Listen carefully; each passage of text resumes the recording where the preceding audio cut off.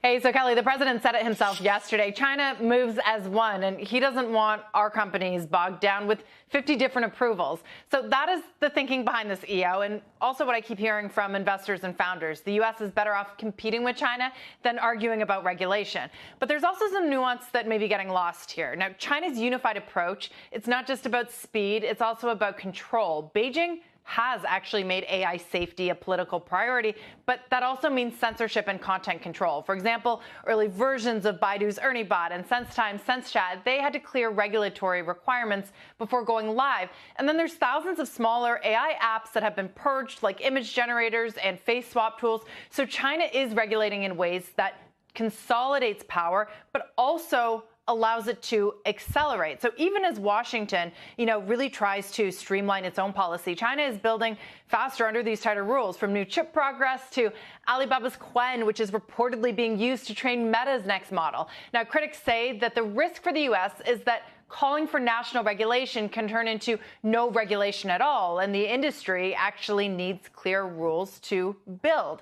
So the real question now, Kelly, is whether this EO does clear the way for a coherent strategy, or whether we, the AI industry, American AI, spends the next few years in Congress trying to figure out these rules, tied up while China regulates and builds at the same time. As a wave of profit-taking surged across semiconductor companies, Nvidia's stock has been trading in the red for the fourth consecutive session.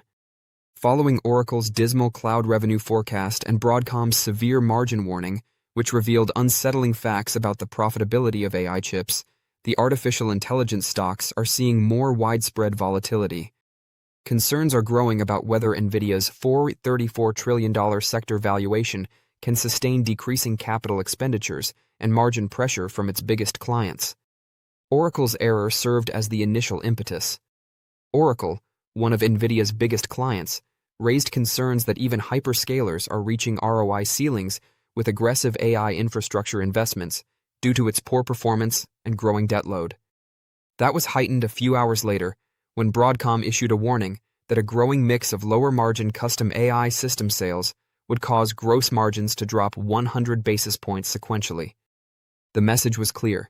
Because custom accelerators and system architectures have weaker economics than specialty chips, profit margins would contract as AI revenue rises. Furthermore, Nvidia's recent struggles extend beyond its quarterly results. It is a reflection of a larger understanding that the semiconductor industry faces a profitable growth conundrum with skyrocketing volumes but structurally pressured margins. The stock is currently 6.64% lower over the last 4 weeks, after falling 1.55% on Thursday. It is challenging support at the $155.55 200-day moving average. There were caution warnings flashing on the technical indicators. With the MACD at 135, momentum is still weak, even though the RSI reading of 46.37 hit oversold territory, indicating capitulation. The reaction from Wall Street has been cautiously positive but more cautious. Raymond James, who described Nvidia as a leader in AI factories with multi-year upside, reinstituted coverage of the company on Friday with a buy rating and a $272 price target. Despite acknowledging near-term challenges, Morgan Stanley kept its price target of $250, indicating a 37.55% increase. Nonetheless, a few of analysts issued cautionary statements. UBS analysts cautioned that a combination of margin worries and crowded investor positions may lead to persistent selling pressure. Now, the question is whether this marks the beginning of a repricing or a healthy correction in a long-term trend. The question of how long hyperscalers will maintain CapEx growth if returns decline was brought up by Oracle and Broadcom. AMD's stock dropped 3.05% in sympathy, indicating a sector-wide weakness. At 2.35%, TSMC fared better, suggesting that investors are shifting their focus to foundry companies.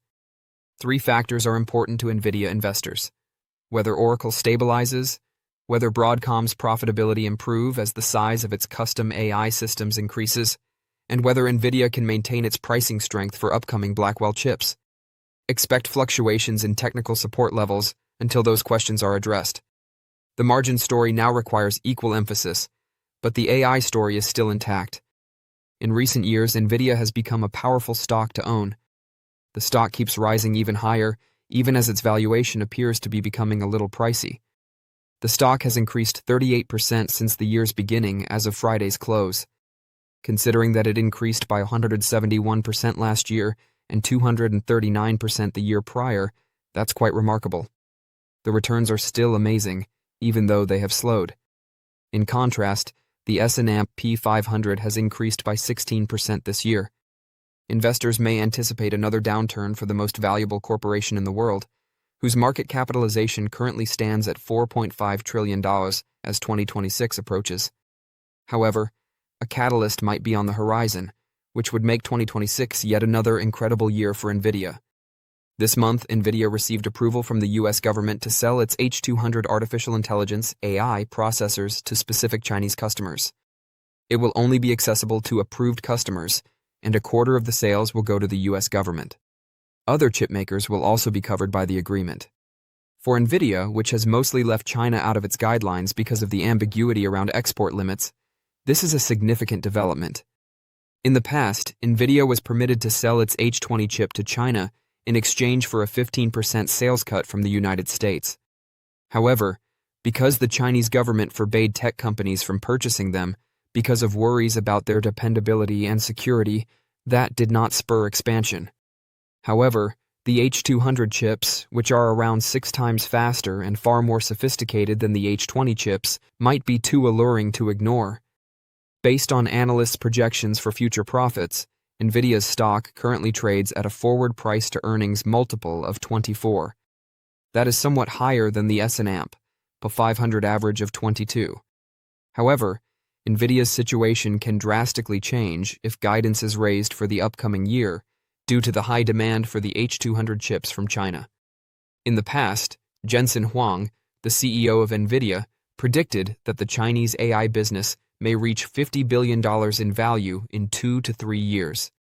When taking into account the growth prospects, that would be a huge opportunity to seize and may help accelerate Nvidia's growth rate, raising expectations, resulting in analyst upgrades, and making the valuation more alluring overall. Nvidia's sales for the quarter that ended on October 26th was $57 billion, up 62% over the same period the previous year, according to its most recent financial release. That's already a robust growth rate, and if chip shipments to China pick up steam, it might increase much more the following year. In order for IT businesses to create the newest and best AI models and products, Nvidia leads the market for AI chips. Given how crucial Nvidia has become to the global AI revolution, the premium may be justified even though the stock is currently the most valued in the world. Investors should, in my opinion, be cautious about their expectations for Nvidia and the markets as a whole in the upcoming year. If the economy slows down, there may be a temporary decline in AI spending. However, it's difficult to dislike Nvidia as a long-term investment given its relentless AI business. Nvidia's stock still appears to be a good investment in 2026, even though its gains might be less significant the following year. This is because it has the potential to continue outperforming the market. Additionally, it can benefit from any expansion pertaining to the Chinese market. In addition to consistently outperforming rival chip makers' products when benchmarked across activities like training and inference, Nvidia's technology is backed by an unmatched package of software development tools dubbed CUDA. The increasing need for specialized AI accelerators is frequently cited by critics as a serious danger to Nvidia. Although a number of hyperscale firms have created custom chips, their lack of pre-built software development environments like CUDA can make adoption challenging. Consequently, when related costs are taken into account, Nvidia systems frequently have a lower total cost of ownership. As a result, several industry analysts predict that Nvidia will continue to hold a market share of more than 80% in AI accelerators for some time to come. Morgan Stanley analysts stated last year, "Since 2018, there have been a number of threats to Nvidia, including over a dozen startups, many attempts from merchant competitors like AMD and Intel, and a number of custom designs. The majority of those have failed. Competing with Nvidia, a company that spends over $10 billion on research and development each year, is difficult." Crucially, the Trump administration just declared that it will allow Nvidia H200 GPU sales in China. The company was previously essentially shut out of China, the world's second-largest AI sector, due to export restrictions. As the scenario develops, analysts are expected to adjust their forward earnings expectations, and upward revisions may cause Nvidia's stock to rise in the near future. But whether or not shares of Nvidia rise in the next weeks, it's still a good investment. According to Grand View Research, sales of AI accelerators would rise by 29% a year until 2030. This indicates that despite worries about an AI bubble, Nvidia has a long growth trajectory.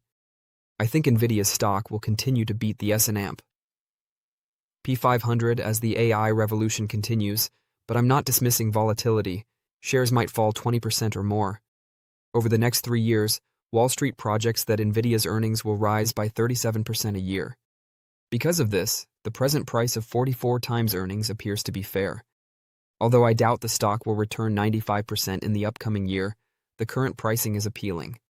On Friday, U.S. lawmaker John Moolenaar, who chairs the bipartisan China-focused Select Committee of the U.S. House of Representatives, urged Commerce Secretary Howard Lutnick to provide an explanation of President Donald Trump's decision to let Nvidia to sell its H200 chips to China. Trump's action earlier this week marked a significant departure from President Joseph Biden's and Trump's own first administration's policies of denying China access to the most potent artificial intelligence gear made by American semiconductor companies.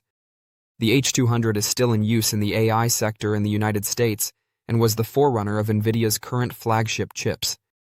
In a letter to Lutnick on Friday, Moolenaar referenced media sources claiming that Trump's choice was influenced, at least in part, by Huawei Technologies Company's purported improvements in chip performance. Huawei is creating its own artificial intelligence processors. However, according to Moolenaar's letter, such benefits came from a chip that was obtained illegally from Taiwanese and Korean vendors through shell firms, and Huawei's next offering is anticipated to regress when relying only on domestic Chinese chip makers. The impending setback for Huawei, according to Moolenaar, was evidence that Trump's previous export control strategy was effective and that altering course had risks. According to Moolenaar, aggregate processing power, rather than theoretical per-chip efficiency, will continue to be the driving force behind AI's advancement. President Trump's remarkable strategic advantage from his first term could be undermined if the sale of advanced chips to Chinese corporations is approved. By the middle of January, Moolenaar requested a briefing from Lutnick on the data and reasoning behind the H200 ruling. Requests for response were not immediately answered by the Commerce Department or the White House. A recent editorial in the Wall Street Journal regarding Nvidia's H200 processors questioned why President Trump would cede one of America's most significant technological advantages to a rival and its main economic rival. Trump's decision to permit Nvidia to sell its chips in China is derided by the same editorial page that has long educated readers about the wisdom of free trade. It didn't sound like a Wall Street Journal editorial. It suggests, among other things, that the editorialists are aware of the market inputs that will be sought after in the future. See rubber while thinking about Nvidia CEO Jensen Huang's earlier prediction that Nvidia will become a commodity and go out of business if it doesn't continuously innovate.